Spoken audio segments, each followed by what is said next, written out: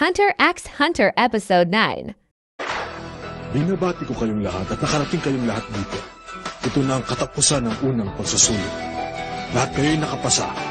Sana makayanan niyo ang mga susunod na pagsusulit. Nakakatuwa naman! Umabot ka. Aba, kinuha! Magsisimula na! Kinakabahan na yata ako. Ako rin, dahil hindi natin alam kung ano nasa loob niyan. Baka pagbukas natin bigla na lang may umatake sa atin.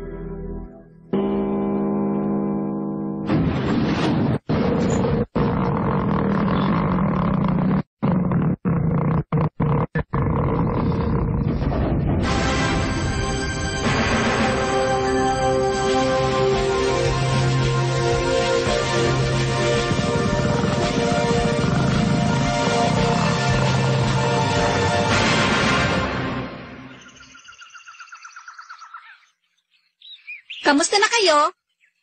O ano, nagugutom ka na ba dyan? Buhara? Naririnig mo naman, kumukulo na ang tiyan ko. Menchi! Nakikita niyo naman, kaming mga gourmet hunter ang naatasang magbigay sa inyo ng pangalawang pagsusulit. Ano? Gourmet hunter? Ha? Ano yun? Ang gourmet hunter ay isang hunter na naghahanap ng iba't ibang uri ng pagkain. Yung pinakamasarap na pagkain sa buong mundo ang pilit na pinapahanap sa kanila. Siyempre, ang mga hunter na ito ay magaling din magluto. Kung ganon, ang gagawin ay... Tama! Ang pangalawang pagsusulit ay pagluluto. Pagluluto? Sa hirap lang ilabog ko sa pagpunta rito, paglulutuin niyo lang pala ako. Ikaw mataba. Kung may reklamo ka, pwede ka nang umuwi. Ha? Sino man sa inyong may reklamo sa ipagagawa ko, mabuti pang tumalikod na at maglakad ng pauwi.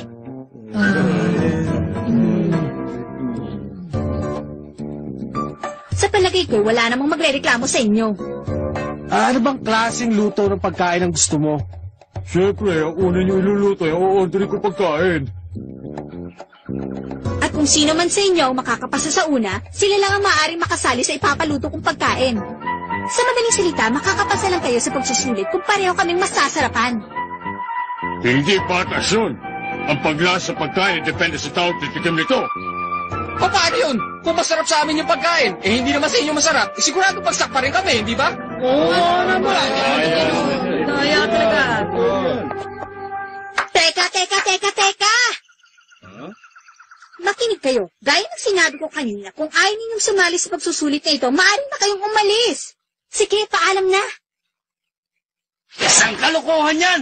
Sa tindi ng hirap na inabot ko, hindi na ako babalik. Alam mo, ikaw talaga taba. Ikaw may kasalanan nito eh. Kung hindi ka nagreklamo, hindi mangyayari ito eh. Ano ba? Magsitahimik na kayo dyan. Kung maggugulo lang kayo dito, mabuti ba muwi na kayo? Ano nga po ba yung sinasabi ninyo? Sa madaling salita, makakapasa lamang kayo kung pareho kaming masasarapan sa luto ninyo. At matatapos lamang ang pangalawang pagsusulit kapag nabusog na kaming dalawa. Huwag muna natin isipin yung lalaki. Sa katawan itong babaeng ito ay mahina lang siyang kumain. Sigurado mababawasan ang paghihirap natin. Hindi pa naman ako natutong magluto. Hindi ko rin inaasahan ng ganito. Ako, nasubukan ko na! Wala naman sa itsura mo. Ano ba kaya mo lutuin? Kahit pa paano marami rin, pero ang pinakamasarap, kanin na may itlog! Kanin? Na may itlog? Teka lang ha. Pwede na nating sabing luto yun, pero... Doon, tingnan mo naman. Kahit nakapikit pa ako, kahit hindi ako marunong magluto, kaya kong gawin yun. Nyabang mo naman! Pinahuli pa nga ako ni Tita Mito na magluto ako eh! O sige na nga. Pagkatapos ito, ipagluto mo na lang ako ha. Ako rin. O ganit kuya. Ang o-orderin ko eh. Isang lechong baboy kada isang tao. Ano? Kada isang tao? Oo, paborito ko kasi yun eh. Naipon dito ang lahat ng mabangis na baboy. At nagsisimula na ang pinakamagulong habulan. Pinakamagulong habulan?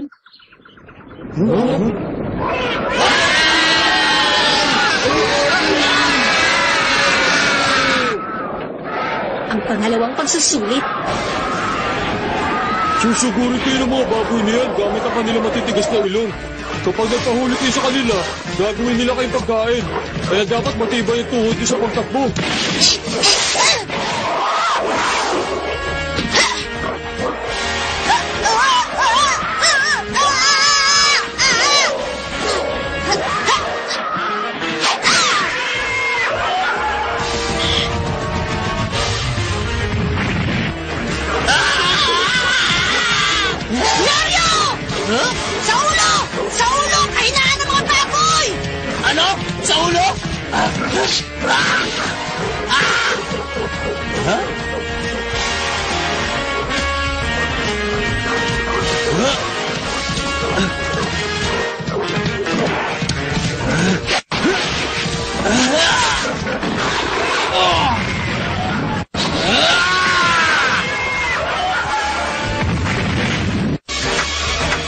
Boy! Down, boy! Hey!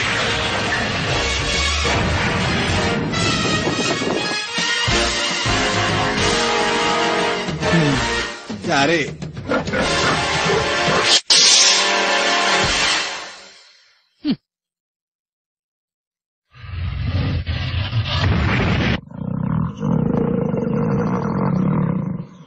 Nagugutom na ako.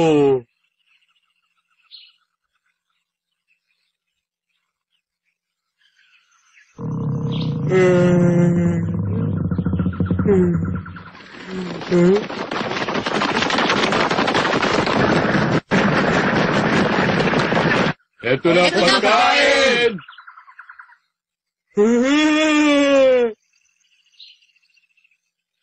Aba, ang galing ha. Ang dami nilang nakahuli. Masyado kong miniliit ang mga aplikante.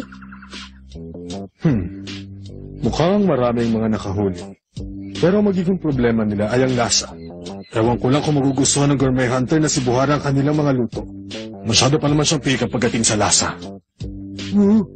Wow, masarap! Pero parang nagugustuhan niya. Masarap talaga! Sigurado akong nauna iyong masasarap. Naku, naubos na! Siya kaya ang tunay na gourmet hunter? Ayos! Ang gagaling magluto! Hindi kayo nagkukunwari lamang na gourmet hunter ang taong ito? Masarap! Naparami yata! Busog na ako! Tapos na! 70 buong lechong baboy ang nakain ni Buhara. Ha? Isa siyang halimaw. Ayos, ibang klase talaga ang mga hunter. Ang gagaling nila. Nasasabi natin magaling nga siya. Pero ayaw ko naman maging katulad niya. Ibang klase, ang kinain niya. Nakapagtataka dahil kapag sinukat mo yun ay mas malaki pa sa katawan niya. Huwag mo na lang isipin yun. Baka masiraan ka pa. Sandali lang. Sasabihin mo lang pang masarap ang lahat ng mga lechon na kinain mo? Parang nilulun mo na lang lahat, hindi mo man lang nilasahan.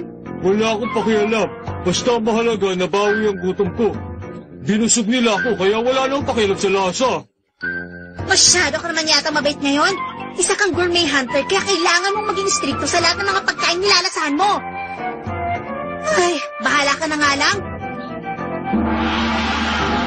Ang desisyon sa lasa ng mga lechong baboy, 70 taong nakapasa! Yeah! 70 taong nakapasa. Masyado naman yata itong marami. Kung sa bagay, madali lang naman mahuli ang mga baboy na yon. Isang malakas na pukpok lamang sa ulo ay patay na. Pero kailangan pa rin ng sapat na lakas ng loob, tibay ng dibdib at lakas ng pangangatawan. At syempre, abilidad sa pagluluto. Pero ang tunay na pagsusulit ay magsisimula pa lamang. Sigurado akong mahihirapan sila dito. Alam niyo bang dahil sa siya ang pinakauna at pinakabata sa larangan ng pagluluto, siya ang naging pinakamagaling na gourmet hunter? Ang gourmet hunter na si Mench, ang numero 1 tagaluto sa buong mundo. Isang amoy lamang niya sa kahit na anong pagkain ay masasabi na niya kaagad kung masarap ito o hindi. At dahil sa katakawan niya, ang lahat ng pagkain sa buong mundo ay natikman na niya. Pero hindi pa rin niya nakakalimutan ang mga lasa nito. Huwag niyo masahang magiging mabait ako tulad ni Buhara. Babantayan kong mabuti ang lahat ng gagawin niyo. Ganun pa man, dahil sa kanyang pagiging henyo ay masyado siyang naging sumpong. Kung hindi ka magiging maingat, sigurado mahuhulog ka sa kanyang patibong. Ang huling bahagi ng pangalawang pagsusulit, ang o-orderin ko ay sushi. Ano yun? Hindi ko lang narinig yun ah. Sushi? Ha? Sushi? Ngayon ko lang narinig yun ah. Ano naman luto yun? Alam mo ba yun? Hindi. Anong gagawin ko? Hindi ko alam yun. Magluto ng pagkain hindi mo alam. Imposible yun. Mukha yata ang napakalaki ng problema niyo ah. Pero hindi ko kayo masisisi kung hindi niyo alam yun. Dahil yun ay uri ng katutubong pagkain sa isang maliit na pulo. Bibigyan ko kayo ng ideya. Tignan niyong mabuti ang nasa loob. Ito ang lugar na inyong paglulutuan. Nakahanda na ang lahat ng inyong gagamitin, pati na rin ang mga sangkap sa pagluluto. In-order ko nila ng pinakamasarap na kanin para sa inyong sushi. Heto pa, isang magandang ideya. Ang in-order kong sushi sa inyo ay yung presentableng pagkabilot. Pwede nyo nang simulan. Kapag nabusog na ako, ay tsaka lamang kayo matatapos. Kaya magluto kayo hanggat kaya ninyo. Nakabilot na sushi. Nakapilit na sushi. Kanin lang ba gagamitin dito? Ha? Kapag tinignan mo to, nasisiguro ko sa'yo hindi lamang yan. Sushi.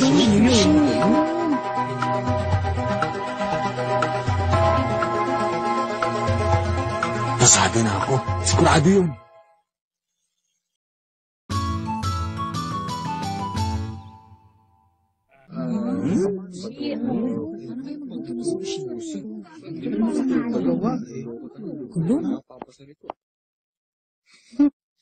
Napakaswerte ko naman.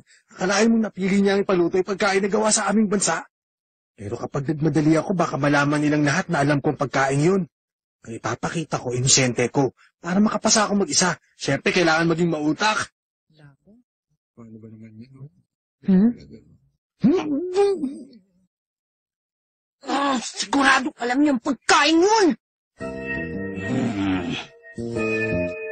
Nakabilot na kanin. Parang binibigyan niya ako ng ideya kung anong dapat kong gawin Pero hindi ko lang talaga alam ay kung anong bibilutin ko. Nakabilot na sushi. Hindi ko lang talaga alam kung anong hugis ng pagkain na yun. Pero alam kong nabasa ko na yun. Sigurado ka? Sigurado. Yun ay kanin na may suka at iba pang halo.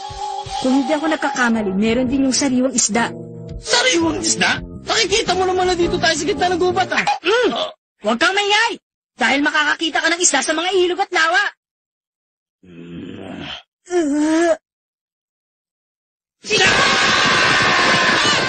May lahi yata mga chismoso mga to. Ano lakas ang pandinig?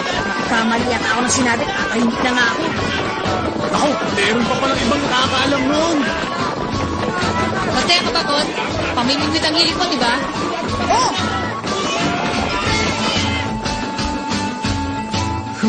Magaling ko talaga mag-isip, Pechi.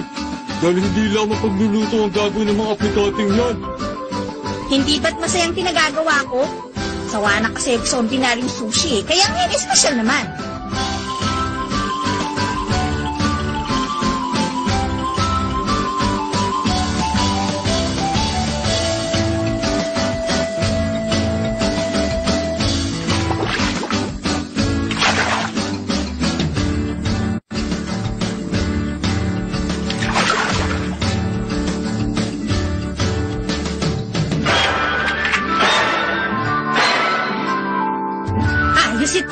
Hindi na ako makapaghintay sa kakatuwang gagawin nilang lahat. Nandito ako bilang tagapagluto, hindi tagapagbigay ng pagsusulit. Ano? Tagapagluto? Hindi yata bagay. Ano yun? Wala akong sinabi. Kung gano'n, tagapagluto ka lang pala, ha? Sana naman hindi ka sumpungin. Sigurado na ako. Sariwang isda na ibinalot sa kanin. Ito na nga yun. Ang galing ko talaga. Tapos na ako. At ako ang nauna sa lahat ng aplikante. Ang tawag ko dito ay Leone Special. Tikman mo na. Aba, patingin niya?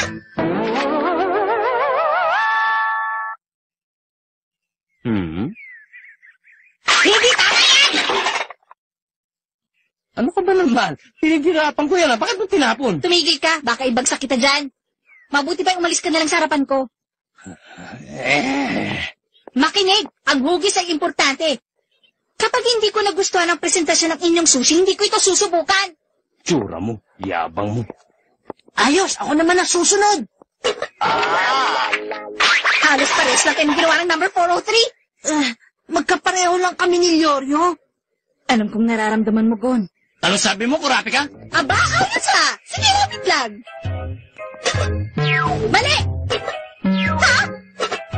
Ano ba ito? Sunod! Mali rin!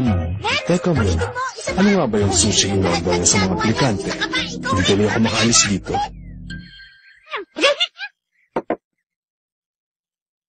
Hmm?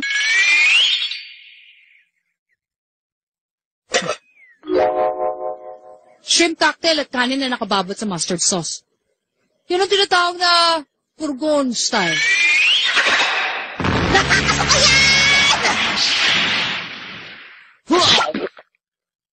Susunod!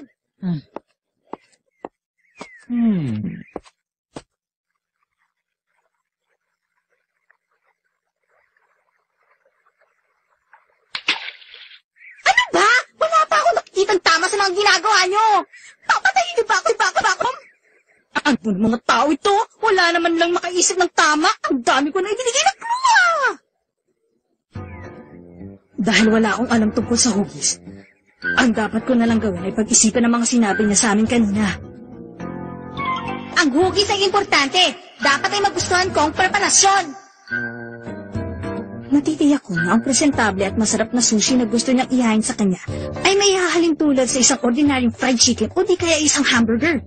At ang bagay na nasa kami niya, nasisiguro kung gagamitin niya para ipanghawak ng isang pagkain na kasing laki ng itlog o di kaya mas maliit pa dito. Para maging mas presentable, ilalagay ko sa gitna ang isda na mayroong kanin sa ibabaw.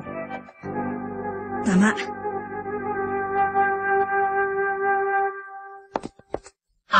Ayos na! Tikman mo ito! Isa ka ng bata ka. Wala ka rin pinagkaya pa doon sa pinakaunang nagpresenta. Tama lang yan! Masyado ka kasi mayabang! Makinig kayo! Kahit anong gawin niyo ay wala talagang maasal sa inyong lahat. Ibinigay ko na nga sa ideya pero wala pa rin kayong pag-asa! Oras na para ito naman yung subukan. Tikman mo to. Ito ang totoong sushi. Aba, sa wakas nakakita na rin ako ng totoong sushi. Titikman ko na. Hindi siya masarap. Mabuti pa, ulitin mo. Kunin mo na ito. Ano? Anong sabi mo? Ang sushi ay binalot ko sa kanin. May sukat para sa isang kagat na mayroong labalot sa gitna ng kanin at isda. Hindi ba ganun yung pinatikim ko sa'yo? Tapos sasabihin mo ngayon, hindi siya masarap. Madali lamang gawin yon. Masyado ka lang maating babae ka! Huh? Ang dali lang pala nun eh. Nasabi ko na. Anong sinabi mo? Madali lang gawin? Maarte lang akong babae! Mayabang kang kalbo ka. Alam mo bang kailangan mo mag-aral ng humigit kumulang na 10 taon bago mo masasabing masarap ang hinanda mong sushi? Kahit anong hirap ang abutin yung mga baguan sa pagdaya ng hugis nito, ay hindi niya makakayanan-gayahin ang lasa! Bago! Kung ayaw mo, di huwag mo nang tikman ang mga gagawin ko. Aba, sumagot ka na sa akin! Baka gusto mong tapusin ito! Naku, eto na naman siya. Sinusupong na naman si Menchi. Kapag nasira ang timpla niya, wala na magugustuhan lasa kahit masarap. Kakaunting tagapagluto lamang ang makakapagpaligaya kay Menchi, kaya sigurado mahihirapan kayo. Baka hindi ako makapagpigil at anong pang magawa siya, kalbo ka! Alam mo, napakagaling niya. Ay! Naku, mas lalo pa yata akong nagutom sa ginawa kong pagsigaw ah. Ngayon, humanda na ang susunod. Naghihintay ako. Ito pong sa akin, sigurado masasarapan kayo. Tunay, oh. Naku, dahil dun sa kalbong yun, alam na tuloy ng lahat kung paano gawin ang sushi. Ngayon ay sa lasa na lang sila maglalaban-laban. Patingin nga yan.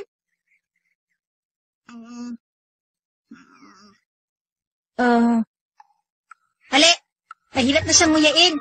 Masyadong madiin ang pagkabilot mo. Menchi, masyado ka yata stricto. Tumahimik ka na nga dyan!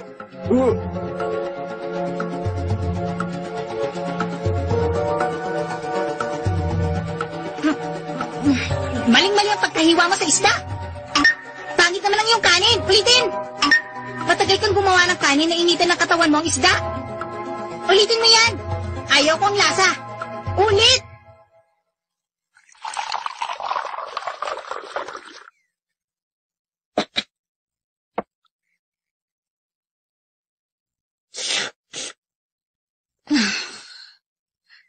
Sorry, nabusog na yata ako sa kinain ko. Teka muna, anong resulta? Wala ning isa. Nung una pa lang sinabi ko sa inyo kapag busog na ako, tapos na. Kaya paalam! Hindi ito ang oras para magbiro ng ganyan. Hindi kami makakapahit dyan. Imposible ko lang pumasa, kaya mabuti pa sabihin ko na.